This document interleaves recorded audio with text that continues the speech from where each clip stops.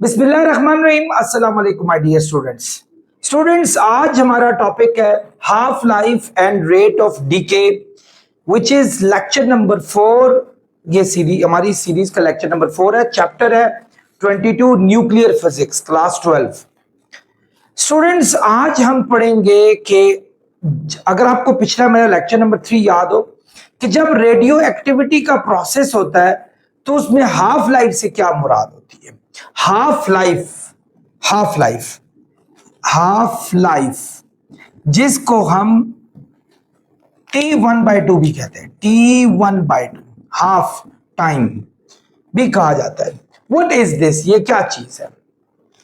Dear students, अंदाजा लगाएं कि फर्ज करें एक लोकेलिटी की जो टोटल आपके पास पॉपुलेशन है वो 100,000 है और हर साल में उसमें 10,000 बंदे इस दुनिया से चले जाते हैं।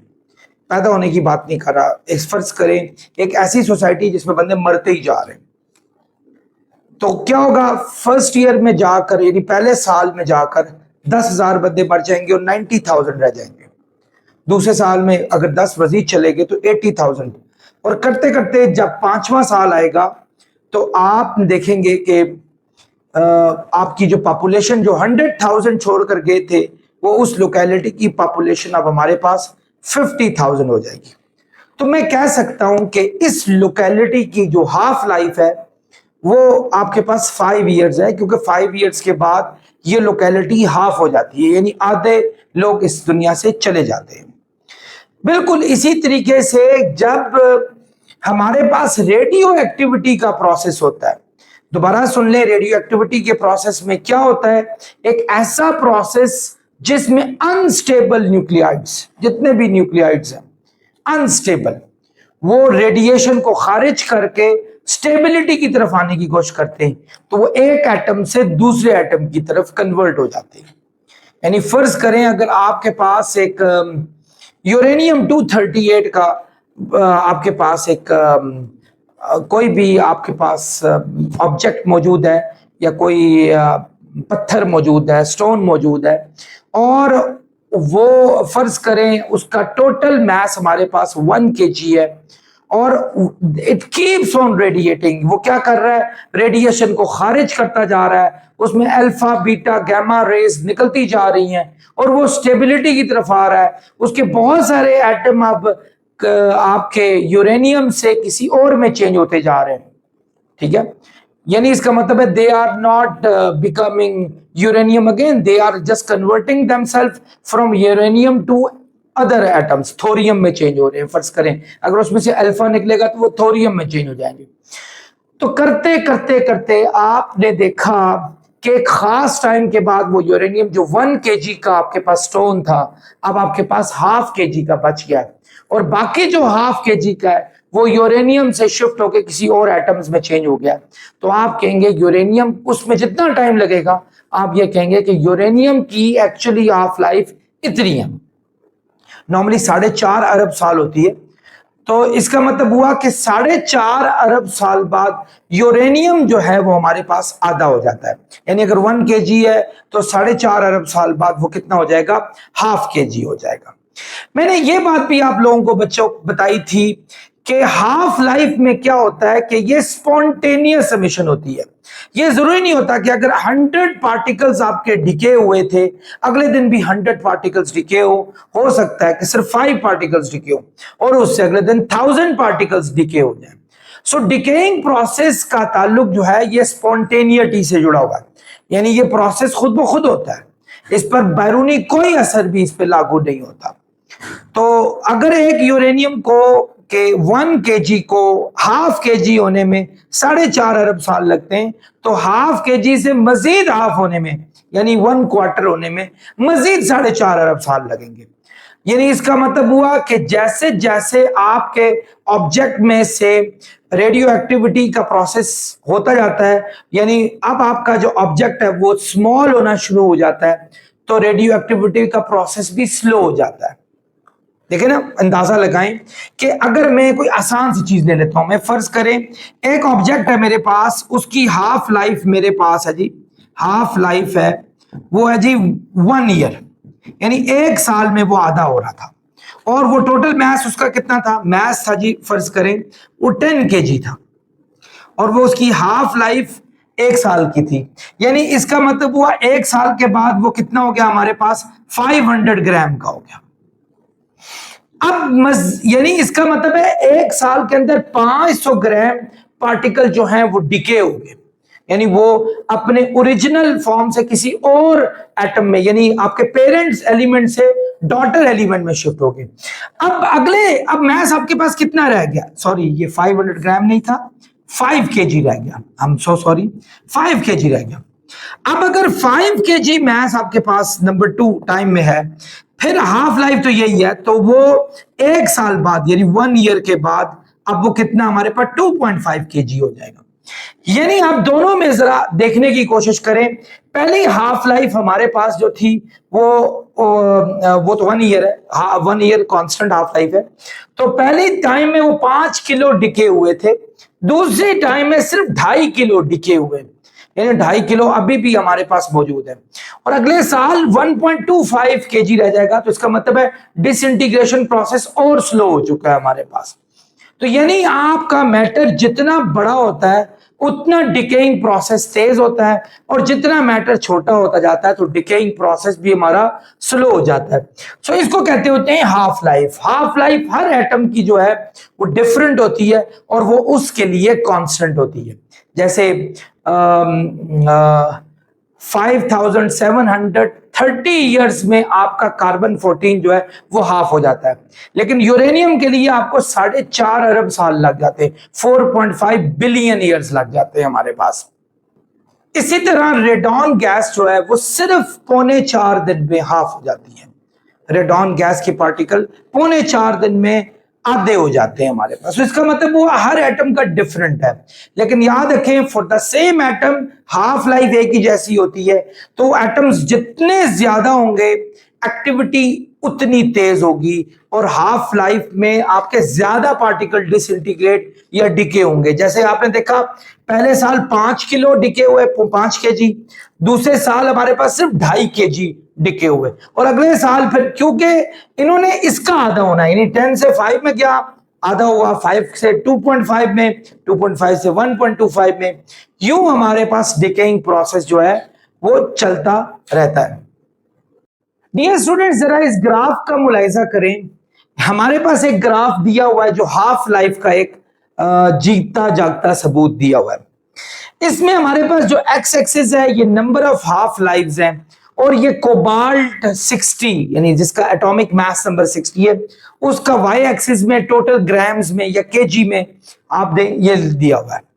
इनिशियली जब हमारे पास कोई हाफ लाइफ नहीं गुजरी थी, लेट्स से अभी का टाइम है, तो हमारे पास 100 ग्राम का जो है वो कोबाल्ट हमारे पास मौजूद था। जैसे ही फर्स्ट हाफ लाइफ गुजरेगी तो ये 100 और 0 का हाफ 50 हो जाएगा, 50 ग्राम हो जाएगा। इसका मतलब क्या हुआ कि पहली हाफ लाइफ गुजरने में 50 ग्राम के जो एटम्स हैं वो डिके हो गए, और 50 ग्राम के जो है हमारे पास बच गए। अब दूसरी हाफ लाइफ गुजरेगी, अब हाफ लाइफ उतनी होती है कोबाल्ट की जो पहले थी, ये नहीं है कि वो चेंज हो जाएगी, यानी उतना ही टाइम पीरियड है। दूसरी हाफ लाइफ गुजरी तो हमारे पास 50 से वही बात 25 पे पहुंच गई, यानी हाफ हो गई। यानी इसका मतलब है डिके कितने एटम हुए, 25, और बच कितने के, 25।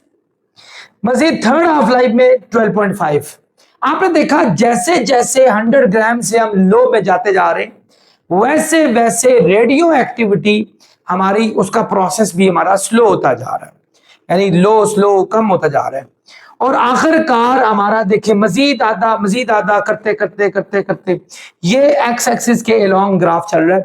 इस ग्राफ को एक्सपोनेंशियल ग्राफ भी कहते हैं, जो कर्व फॉर्म में होता है। मैं कुछ सही तरीके से कर्व ड्रॉ नहीं कर सका, बल्कि अगर हकीकत पूछे तो बताऊंगा नहीं। मेरे पीछे एक स्टूडेंट है, उन्होंने ये ग्राफ ड्रॉ किया, उन्होंने कुछ बहुत अच्छा ड्रॉ नहीं किया, लेकिन बहरहाल कोई बात नहीं, उन्होंने बड़ी जगहों पे मेरी मामनत की है।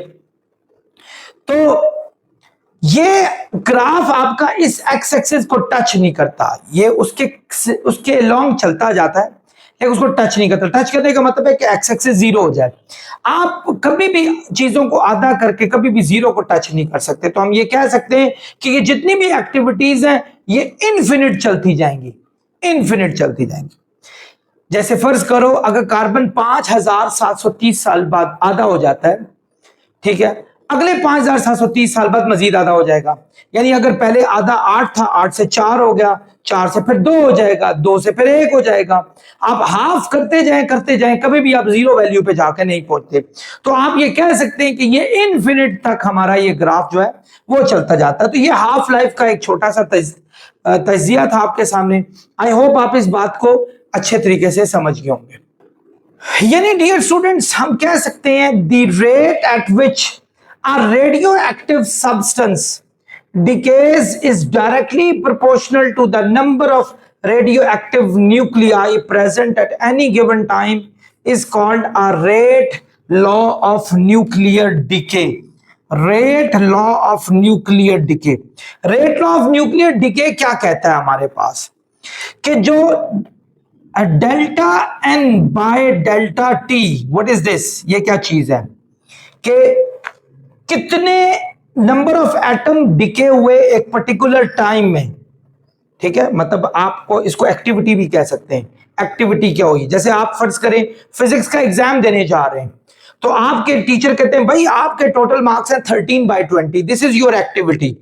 आपकी एक्टिविटी ली, मतलब 20 नंबर का आपको एक पेपर दिया, आपने 13 मार्क्स लिए।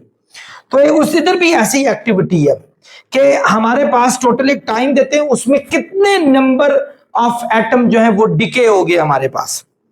तो नंबर ऑफ एटम जो डिके हुआ है उसको डेल्टा एन से जाहिर करेंगे। स्टूडेंट्स ये डायरेक्टली प्रोपोर्शनल होता है total number of atoms. Minus में इसलिए क्योंकि रेडियो एक्टिविटी से ये नंबर कम होते जा रहे हैं, इसलिए माइनस का साइन लग रहा है।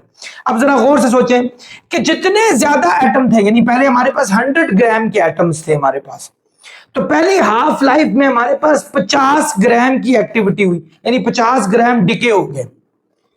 लेकिन अगली हाफ लाइफ में, हाफ लाइफ का टाइम तो वही रहा हमारे पास, लेकिन सिर्फ 25 ग्राम डिके हुए, क्योंकि हाफ लाइफ जो थी वो इसकी उसके हिसाब से, अब उसका जब मजीद आधा करेंगे तो वो 25 रह जाएगा हमारे पास, तो मजीद आधा करेंगे 12.5 रह जाएगा। यहां भी ऐसे ही है, जितने जितने नंबर ऑफ एटम ज्यादा होंगे, डिकेइंग प्रोसेस जो है, जो एक्टिविटी है आपके पास वो ज्यादा तेज होगी। जितने एटम्स कम हो जाएंगे, जैसे 50 रह गए, प्रोसेस स्लो हो गया, 25 रह गए, मजीद प्रोसेस स्लो हो गया, क्योंकि अगली जो डिसइंटीग्रेशन हुई वो सिर्फ 25 एटमों की हुई। उससे अगली डिसइंटीग्रेशन 12.5 ग्राम एटम्स की हुई। So as long as you got more atoms, obviously your activity is fast, but if you got small amount of atoms, your activity is small. So बच्चों, अगर मैं प्रोपोर्शनैलिटी का साइन हटाता हूं तो ये इस याद रखें, इस लॉ को rate law of nuclear decay भी कहा जाता है। यानी न्यूक्लियर डिकेइंग जो हुई है उसका रेट है, रेट मतलब किस रेट से हो रही है। जितने ज्यादा एटम है ज्यादा हो रही है, जितने कम एटम है कम हो रही है। तो delta n by delta t, और ये प्रोपोर्शनैलिटी का साइन हटाएंगे, इक्वल का साइन लगेगा, कांस्टेंट लगेगा। यहां कांस्टेंट है लेम्डा, लेम्डा और N.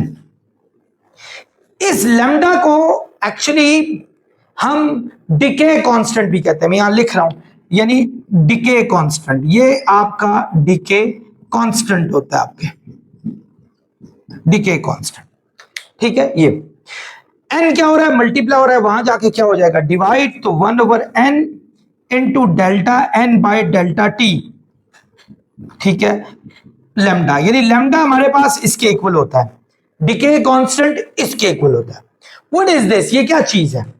Decay constant is defined as the total number of fractions, the total fractions of atoms decay with respect to the time.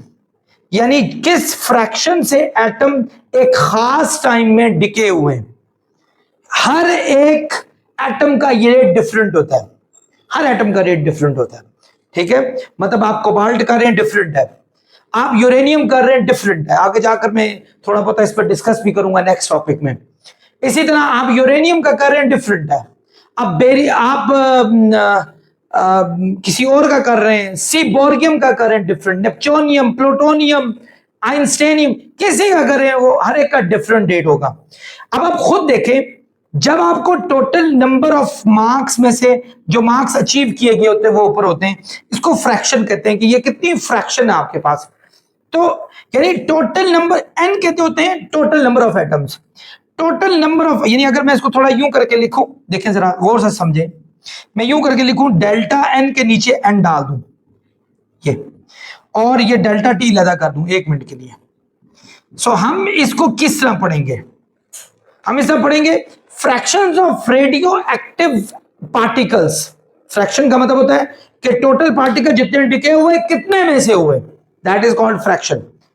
With respect to the time taken, जितना time उसने लिया उसके हिसाब से क्या fraction changes आई हैं आपके पास decaying की, so that is called lambda, इसको हम कहते होते हैं लैम्डा।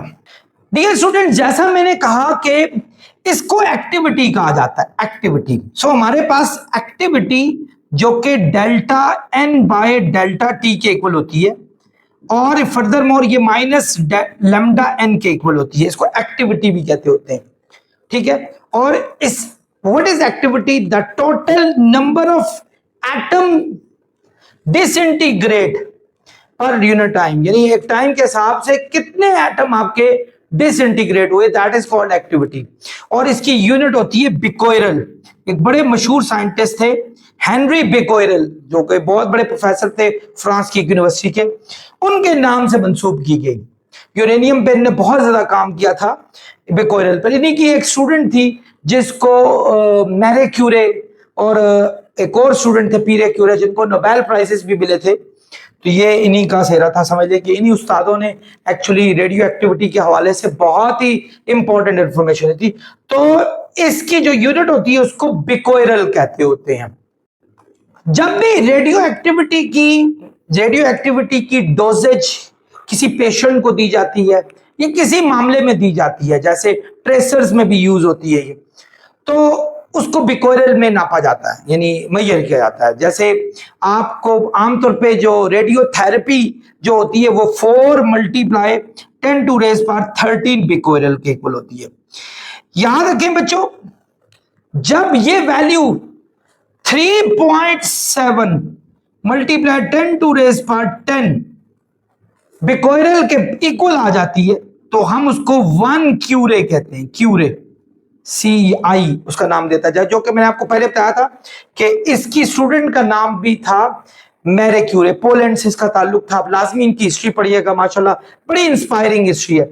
सो 1 क्यूरे जो है वो 3.7 × 10⁻10 बिकोयरल के इक्वल होता है। तो जब आपकी वैल्यू इधर तक पहुंच जाए, देखें ना, आप ये खुद देखें रेडियोथेरेपी में इतनी यूज हो रही है, which is about 1000 time, if I'm not wrong, yes, nearly 1000 or 1100 times more than this, यानी इससे ज्यादा है।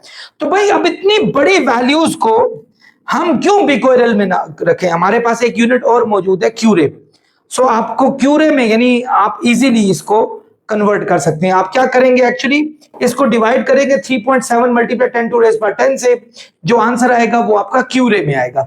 सो एक क्यूरे हमारे पास 3.7 × 10⁻10 बिकोयरल के इक्वल होती है। ये था इसका एक छोटा सा जायजा। मैं अगली वीडियो जो है वो नेक्स्ट, क्योंकि थोड़ी बड़ी हो जाती मेरे लिए, तो मैं उसका एक अलग वीडियो बना रहा हूँ। नेक्स्ट वीडियो तक आपसे इजाजत चाहूंगा। अपना बहुत ख्याल रखिएगा। अस्सलाम वालेकुम।